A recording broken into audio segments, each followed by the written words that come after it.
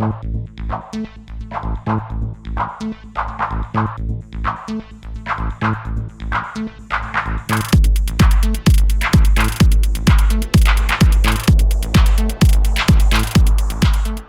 여러분 안녕하세요. HDBCTV입니다. 오늘의 뉴스입니다. 조국 전 민정수석이 청문회를 앞두고 각종 의혹에 휩싸여서 여론의 질타를 받고 있습니다. 내용이 여러 가지입니다. 우선 일단 각 당의 반응부터 좀 한번 알아보도록 하겠습니다. 자유한국당의 이만희 원내대변인, 위선자, 가족 사기단 아주 극렬하게 비난을 하고 있고요. 철저히 사익만을 쫓아온 위선자, 사법개혁 적임자는커녕 국정농단의 주범, 자신들의 빚을 국민의 혈세로 대신하고자 위장이혼과 위장매매, 짜고 친 소송 등 수상한 가족 전체가 출연한 한편의 화려한 드라마 같은 의혹은 그 정점에 있다. 아주 신랄하게 비판을 했고요. 바른미래당의 이종철 대변인, 희대의 일가족 사기단을 보는 것. 그가 SNS로 얼마나 많은 사람들을 몰아붙이고 모함하고 비난하였는지 돌이켜보면, 그리고 그 기준에 일부만이라도 그에게 적용한다면 그는 당장 사퇴해야 마땅할 것. 민주평화당의 박지원 수석 대변인입니다. 인사청문회 과정에서 조 후보자에 대한 부적절한 여론들이 늘어난다면 문 정부에서도 결단을 내릴 필요성이 있을 것으로 본다. 조금 이제 본인들이 생각해도 좀 조국이 저지른 이런 여러 가지 의혹들, 이게 보통이 아니다라는 걸 이제 느끼고 있는 것 같습니다. 민주당의 홍익표 수석 대변인, 당연히 여당이니까 이제 방어를 하겠죠. 색깔론이나 가짜 뉴스와 같은 정치 공세로 청문회를 끌고 가서는 안 된다. 근데 요즘 문재인이도 그렇습니다만 뻑하면 가짜 뉴스 그러는데, 도대체 어떤 뉴스를 가짜 뉴스라고 하는지 모르겠어요. 저건 다 지금 사실에 근거한 얘기들 아닙니까? 그런 의혹이 있다. 의혹이 있는데 그 의혹이 법에 저촉이 되는지 안 되는지 조사를 해봐야지 된다는 얘기인데, 무조건 처음부터 가짜 뉴스라고 얘기를 하고 있는데, 민주당이나 문재인 정부는 자기네들이 피해갈 수 없는 문제들을 무조건 가짜 뉴스로 덮어버리려는 아주 못된 습관을 가지고 있는 것 같습니다. 청문회 통과에는 큰 문제가 없을 것으로 본다. 당연히 자기네들 기준으로는 문제가 없겠죠.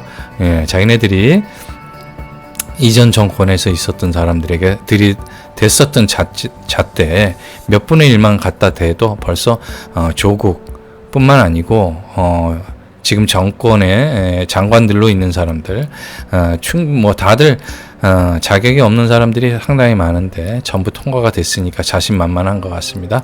정의당 오현주 대변인, 청문회가 시작되기도 전에 너무 과열. 뭐가 과열인가요? 정의당은 청문회를 통해 의혹들이 해소되는지 더 드러나는지를 지켜보며 국민의 눈높이에서 판단할 것. 이 얘기는 지금 의혹이 충분히 가치가 있는 부분이다. 지금 사실에 가깝다라는 걸 은연중에 얘기를 하는 겁니다. 국민들 이야기를 팔고 있습니다만 실제로는 자기네들은 지켜보다가 대세가 통과되면 통과하는 거고, 그렇지 않으면 그때 같이 끌어내리겠다라는 그런 표현에 지나지 않는 것 같습니다. 김진태 자유한국당 의원이 아주 강하게 메시지를 냈습니다. 한번 읽어보도록 하겠습니다. 조국 후보를 고발하려고 합니다. 위장매매로 인한 부동산 실명법 위반입니다. 5년 이하 징역. 조 후보는 1주택이라고 합니다만 실은 3주택 의혹이 있습니다. 서울 집 외에 부산 해운대 빌라와 아파트를 소유하면서도 위장 이혼한 재수 명의로 돌려놓은 겁니다. 보유하던 아파트를 2억 7천만 원에 전세 놓은 바로 그날 빌라를 2억 7천만 원에 구입한 게 드러남으로써 꼬리가 밟혔습니다. 그래놓고 재수가 구입했다고 둘러댑니다. 내일 12시까지 납득할 만한 해명을 하기 바랍니다. 그렇지 않을 시 바로 검찰 고발하겠습니다. 청문회는 이제부터 시작입니다. 어영부영 시간만 때우다 청문 당일만 지나면 임명된다고 생각하면 오산입니다. 피의자가 돼서 수사를 받지 않으려면 후보를 자진 사퇴하기 바랍니다. 김진태 의원은 잘 아시다시피 법사위원을 했고 또 검사 출신이기 때문에 그런 부분에 많은 지식을 갖고 정보도 많이 갖고 있겠죠. 이 사람이 이런 얘기를 했을 때는 쉽게 넘어갈 수 없는 문제가 아닌가 그렇게 생각을 합니다. 예.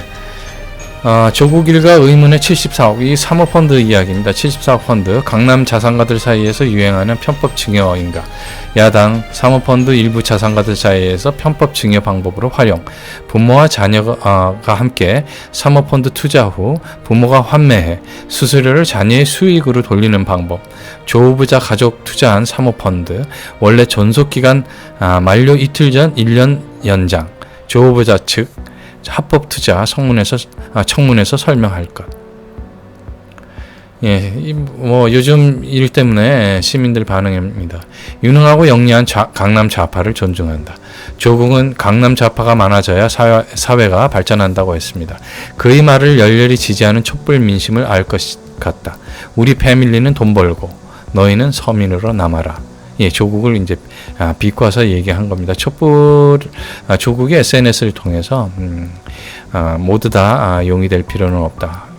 개천에서도 모두 잘 살 수 있는 그런 나라를 만들겠다. 이런 식으로 서민들을 우롱한 사람인데, 벌써 자기네들은 기득권을 다 차지하고 난 다음에 서민들이 기득권으로 올라올 수 있는 사다리를 전부 차버리고 있는 것이 바로 좌파들 스스로들입니다.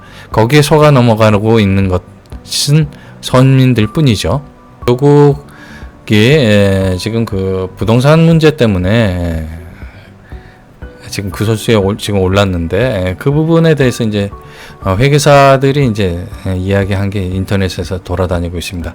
우리는 회계사다. 사회과학적인 현상에 대해서 언제나 전문가적 의구심이 있어야 한다. 그것이 우리로 하여금 자본주의 시스템을 신뢰하고 보존케 하는 동력이다. 우선 등본상 본사 주소를 살펴보면 삭제된 이력이 과거에 성수동 갤러리아 폴의 상가에 있었다. 본인 소유 상가에 잠시 법인 등록을 위해 얹은 듯. 아파트 상가에 PE 사무실이라니. 지금 등본상 등재되어 있는 사무소 주소엔 심지어 코링크 PE라는 업체가 입점해 있지 않다.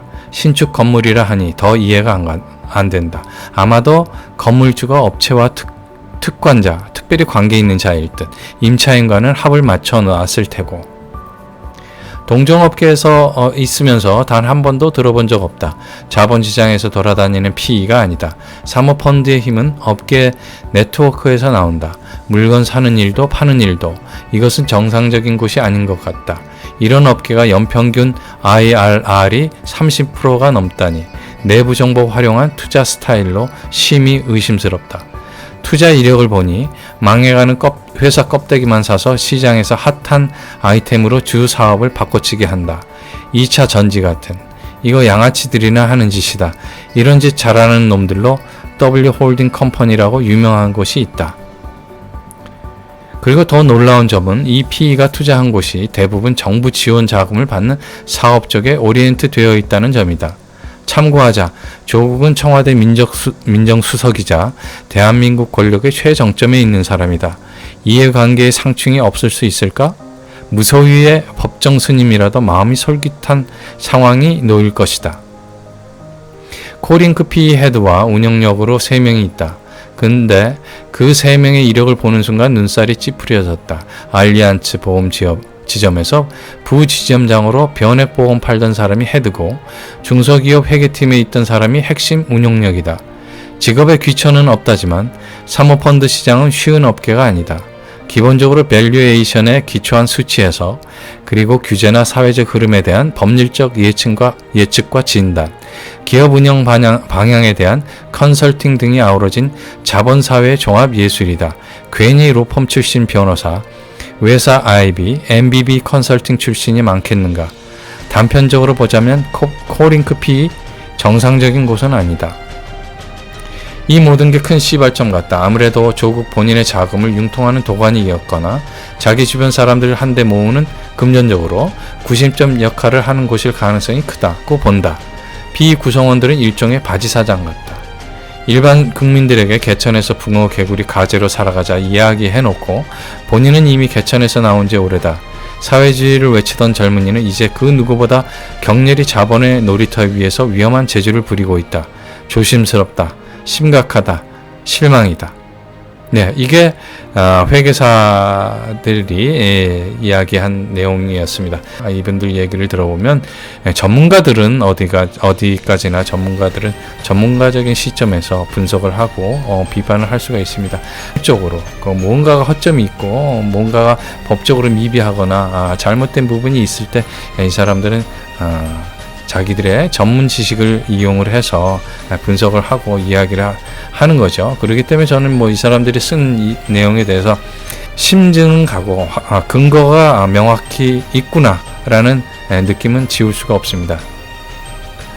예, 그리고 오늘 마지막 카운터 펀치가 나왔습니다. 예, 방송에서 이제 종편에서 나온 이야기인데, 예, 이게 조국의 딸 2번 낙제하고도 전원 장학금을 받았다.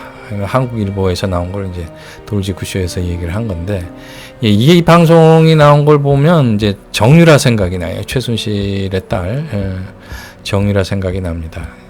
예, 딸들이 이렇게 진짜 그리고 또 박원순의 딸도 서울대 미대에서 법대로 전과를 했죠. 예, 그 서울대에서 도저히 있을 수 없는 일이 일어났다고 하는데 주물럭주물럭 할 수 있는 사람들인지 모르겠습니다. 아니면 권력의 힘이 그렇게도 무서운 것인지. 예, 한번 볼까요? 예, 조국의 딸 2번 낙제에도 수년간 장학금을 독차지했다. 해당 장학금 지도교수인 A 교수가 개인적으로 만든 장학회에서 지급을 했고, 장학금 받은 학생은 조 씨를 포함해서 총 7명, 조 씨를 제외하면 6명인데 단 한 차례 여러 명이 나눠 가졌다. 그러나 조 씨만 200만 원씩 나홀로 수령을 했다. 예, 다른 사람은 다 여러 명 나눠 가졌는데 조 씨, 그러니까 조국의 딸만 200만 원씩 혼자서 수령을 했다 이거죠. 예, 완전히 이거 특혜죠. 특혜 중에 특혜죠. 그래서 그 의학전문대학원 재학 중인 조 후보자 딸이 2016년에서 2018년 6학기 연속 매 학기 200만 원씩 1200만 원 장학금 수령. 네, 장학금 수령 직전인 2015년 1학기 마지막 장학금 수령한 2018년 2학기 낙제해 유급. 예, 낙제를 한 사람들한테 장학금을 준다. 예, 거기는 그 학점으로 장학금 주는 거 아닌가요? 아니면 가난해서 그런가? 아니면 그 예전에는 그런 게 있었어요. 예, 근로장학생 그래가지고 좀 생활이 어려운 사람들한테 장학금을 주고 좀 그랬죠. 근데 지금 조국 같은 경우는 민정수석이고 서울대 법정대학원 교수까지 하고 근데 돈이 없어가지고 그러진 않았을 텐데 도대체 낙제하는 사람한테 장학금을 지급하는 그런 그러니까 서울대학은 성적이 우수해서 장학금을 지급하는 게 아니고 성적이 나쁘면 장학금을 지급을 하네요. 그렇죠? 예, 조국 딸 2번 낙제에도 수년간 장학금 독차지를 했는데 장학금을 지급한 A 교수, 예, 마지막에 압권입니다. 조국 민정수석 재임 중이던 지난 6월 오거돈 부산시장이 부산의료원장으로 임명을 했다고 합니다. 예, 이게 마지막에 압권입니다. 요거는 이제 분명히 뭔가가 있을 것이라고, 이거 상황을 보면 정황 증거가 확실한 거 아닙니까? 예, 조국의 딸에게 계속 장학금을 지급한 교수가 A인데 그 사람이 조국이 민정수석에 재임하던 중 지난 6월 오거돈이라고 있죠? 예, 부산시장 부산의료원장으로 임명이 됐어요. 당연히 의심할 만하죠. 그렇지 않습니까? 더군다나 우리나라 요즘 좌파들 아주 물 만난 고기들 마냥 파닥파닥거리고 있는데 그렇지 않습니까? 문재인 과연 이런 사람도 법무부 장관에 지명을 할까요? 상식적인 나라면 안 하겠지요. 그러나 우리는 지금 상식이 아닌 그다음에 비상식적인 나라, 비상식적인 정권 하에 지금 살고 있습니다. 네, 오늘의 뉴스 여기까지였습니다. 감사합니다.